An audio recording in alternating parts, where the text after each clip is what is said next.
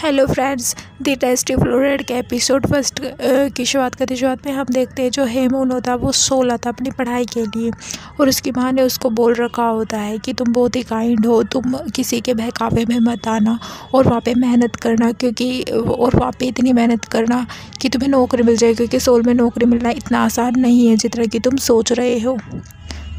हेमून अपनी आंटी के guest house जा रहा था और तभी जाते जाते उसका जो बैग होता है वो सूटकेस वो गिर जाता है और उस सूटकेस को तभी उनकी उसका बैग उठा लेता है। और फिर जैसे ही वो भाग रहा होता है, वो भी गिरने वाला था तो उसको भी बचा लेता है। उनको हेमून से पूछता है क्या तुम ठीक हो, क्या तुम्हें कहीं चोट तो नहीं आई है। तभी जो हेमून होता है वो उसकी तरफ ऐसे घूर घूर के देख रहा होता है। तभी उनको सोचता है कि इसको लगता है यहाँ की लैंग्वेज नहीं आती, तो वो उसे जापानीज़ लैंग्वेज में पूछता है।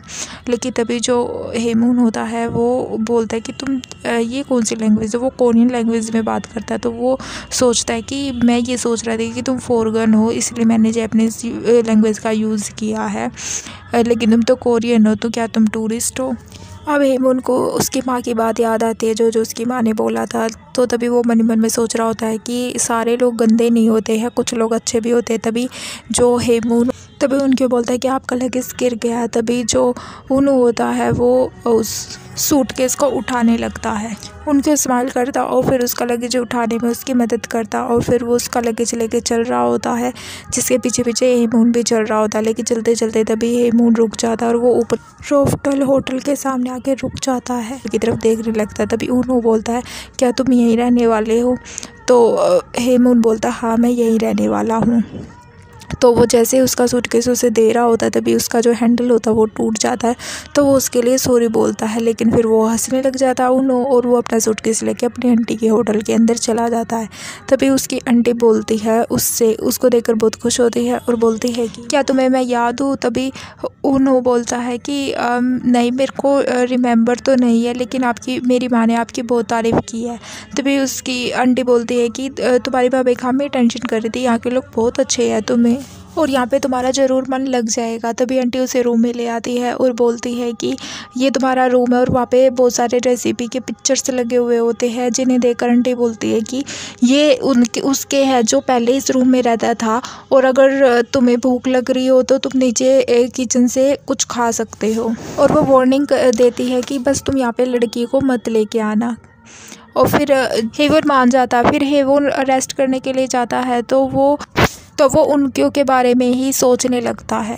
हेवून खाना लेने के लिए जाता है, लेकिन देखता है कि सभी खानों पे लेबल लगा हुआ होता है, इसलिए वो फ्रिज बंद करके वहाँ से चला जाता है। फ्लोरिडा रेस्टोरेंट के एम्प्लॉय हाजिन की बनाई हुई वीडियो देख रहे होते हैं, जिसमें फ्लोरिडा के एम्प्लॉय का इंट्रोडक्शन होता है। फ्लोरिडा के 4 एम्प्लॉयज़ होते हैं, शेफ उनक्यू, जीसू, हाजिन और सोयोब। चारों के आते के साथ सब लोग सेलिब्रिटी जैसा बर्ताव करने लगते हैं उनके साथ, मतलब कि जैसे वो होटल के अंदर एंट्री ले रहे होते हैं तभी चारों तरफ भीड़ इकट्ठा हो जाती है और फिर वो ऊपर जाते हैं। लेकिन तभी जो फ्लोरिडा रेस्टोरेंट होता है वो गेस्ट रूम के ठीक ऊपर टेरिस पर होता है। लेकिन जो हेवून बहुत सारी भीड़ को ऊपर जाते हुए देखता है, लेकिन तभी वो ये सोचता है कि न्यूडल रेस्टोरेंट पर इतनी भीड़, इतनी लंबी लाइन। तभी वो ऊपर जाता है, जैसे वो दरवाज़ा खोलता कि देखता है कि ये तो टेरिस है, जो ये इन्होंने रेस्टोरेंट खोल रखे है तो टेरिस पर है।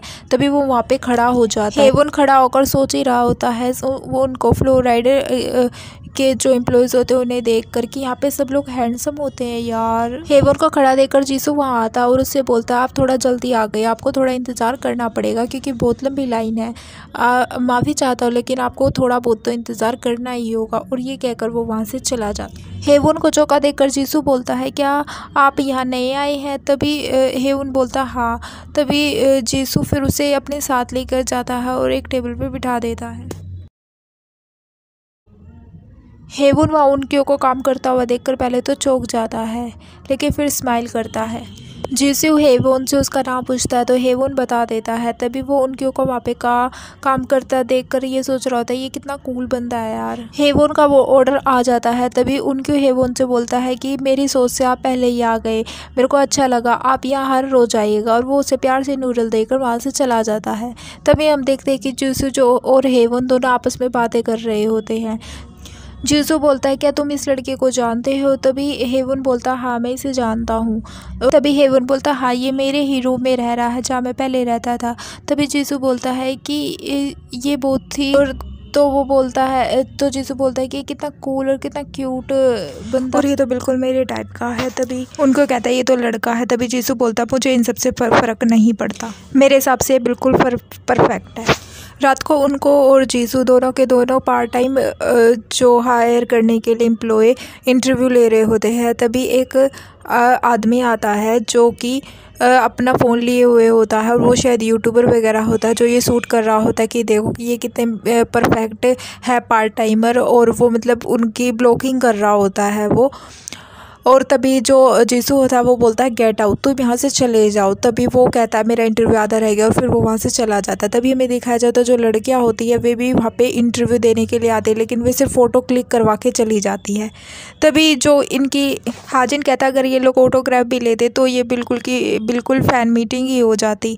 तभी सब के सब थक जाते हैं और जीसू और हाजिन दोनों के दोनों कोल्ड ड्रिंक पी रहे होते हैं। तभी जो हुजैन जीसू का शुक्रिया करता है उसे फ्लोराइड का हिस्सा बनाने के लिए।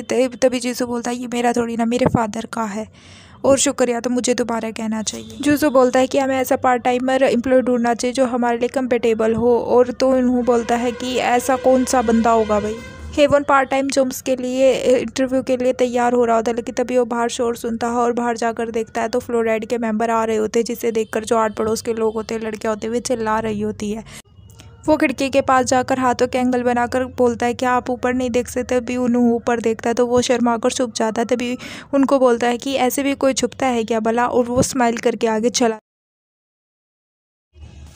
फ्लोरिडा के एम्प्लॉयज़ आ रहे होते हैं और तभी सभी लोग उनके साथ सेलिब्रिटी जैसा बर्ताव कर रहे होते हैं और लड़कियां उनके आगे पीछे घूम रही होती है। सबसे ज़्यादा भीड़ लड़कियों की ही होती है। फ्लोरिडा के मेंबर्स आपस में बातें कर रहे होते हैं कि कहीं आज भी इंटरव्यू के टाइम पे लोग सिर्फ फ़ोटो क्लिक करवा के ही ना चले जाएँ। सोइब कहता है कि बहुत सारे लोगों ने रिज्यूम जमा किए, लेकिन जैसू सोशल मीडिया पे इंटरव्यू की फ़ोटो देख रहा होता है जिसे देखकर जिसे बोलता है कि ये लोग इंटरव्यू के लिए आए नहीं थे, ये तो सिर्फ फ़ोटो क्लिक करवाने के लिए आए थे। तभी उनको कहता तुम क्या कह रहे हो? तभी जीसू फ़ोन दिखाकर कहता है कि ये देखो ये लोग सिर्फ एक फ़ैन मीटिंग की तरह आए थे, सिर्फ फ़ोटो क्लिक करवाने के लिए आए थे, ना कि इंटरव्यू के लिए आए थे।